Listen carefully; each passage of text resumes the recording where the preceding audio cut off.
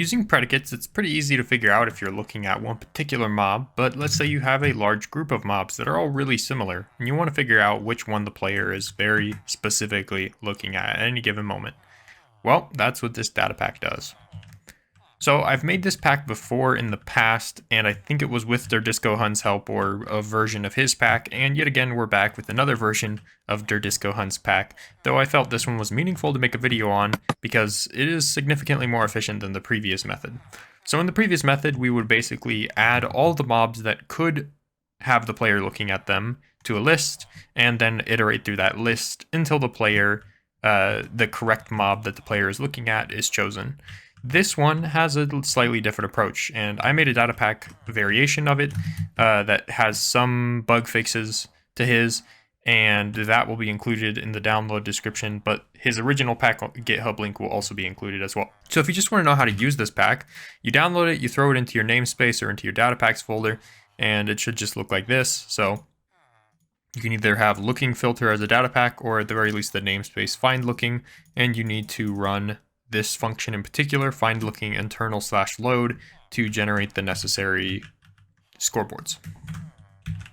Then if you want to actually use it, then you can do something like this. So I go to every player, and I go to nearby villagers within a distance of 3 blocks, and I add a tag called findlooking.candidate. A candidate is the term that Derdisco Hun uses to indicate a mob that could have a player looking at them. So that is why if I'm looking at them but I'm standing far away, it will not detect them because they are not a candidate, because the only candidates are ones within a distance of 3. And so then we run the function findLookingFind, and it will see what entity you are looking at amongst the candidates. And now there are some candidates since I'm closer, and so it'll detect me looking at them. But the ones behind them it won't because they're far away. And then afterwards I just remove the tag of candidates from everything so that it resets. And with that you have a very simple mob looking detection system that is probably the most efficient way, especially the more mobs you add to that candidate list. And let's go over how it actually accomplishes this. So the way it actually does this is it assigns a unique number to each of these villagers. So if I put this scoreboard in the sidebar of findlook.temp, you'll see that there's a bunch of numbers here on the right. And there's going to be some duplicate numbers or some different numbers, and that's just because my distance here is not very large. Let me change my distance to 100, and it'll make a whole lot more sense. So on the side, you can see these numbers incrementing in order: 2, 3, 4, 5, 5, 6, 7, 7, 8, 9. Of course, that's not really, it's not going to be perfect because there's a lot of mobs in this world, so it might be picking ones that have not got their scores updated from before, just based on the distance and whatnot. But essentially, it gives a unique number to each of these mobs. And so if I put this scoreboard away, you can see that what is happening is each mob gets a specific number associated with them, counting up from 0. So what it does is it assigns the odds a tag of InFilter and checks if the player is looking at a mob with a tag of InFilter. And so what this does is initially the first half of these mobs will have, every other one of these mobs in a kind of a checker pattern will be having this tag, and if the player is looking at one with the tag, then we can kill all of the ones without the tag. So if we have kind of like an X pattern for the assignment, so 1, 2, 3, 4, 5, 6, 7, 8, 9, and so if mobs 1, 3, 5, 7, and 9 have the tag of InFilter because they are the modulo 2, then essentially if I am looking at one with an odd number, then all the even numbers can be killed. And now we can reduce our dataset size to 5, and once again assign unique numbers and determine odd or even. Now it doesn't reassign these numbers, it just increases the filter, and so it just changes the step duration. So that way you don't have to renumber everything. But basically what's happening is now it will pick this as InFilter, this one is not InFilter. This as InFilter, this one is not InFilter, this as InFilter.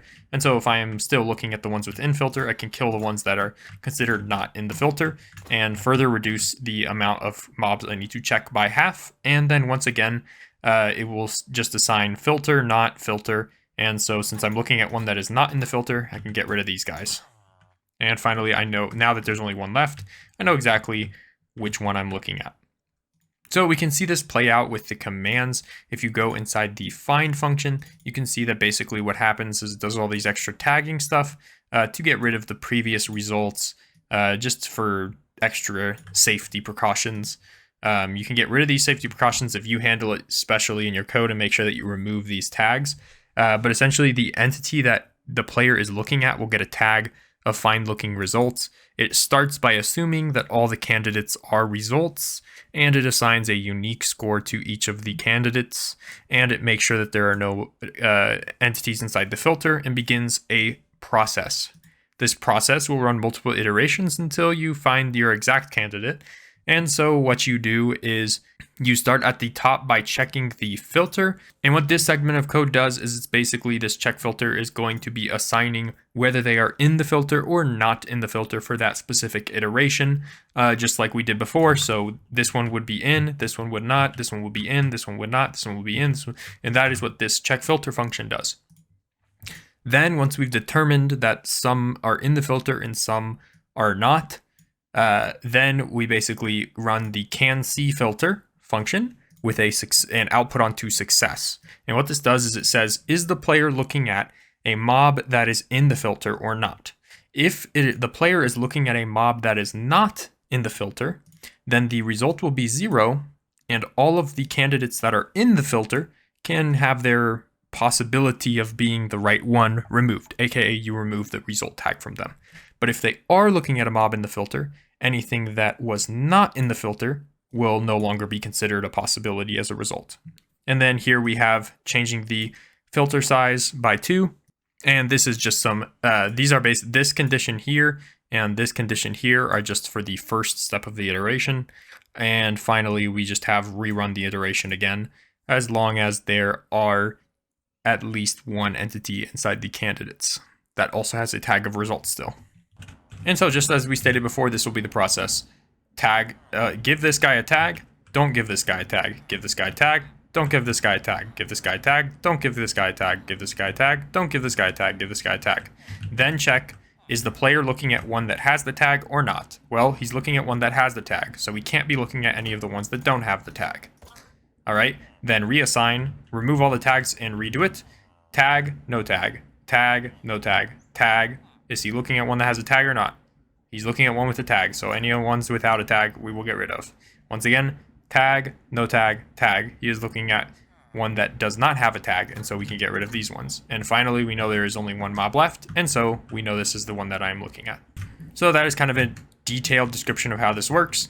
It's optimized for the for large amounts of mobs in the filter, whereas the previous one, since it may take less commands, but it's not as optimized when you have a bunch of mobs as possible candidates. This one is log of n, whereas the previous one was O to the n complexity. Anyways, if that was useful, leave a like, let me know what you want to see next, and I'll see you next time. Peace.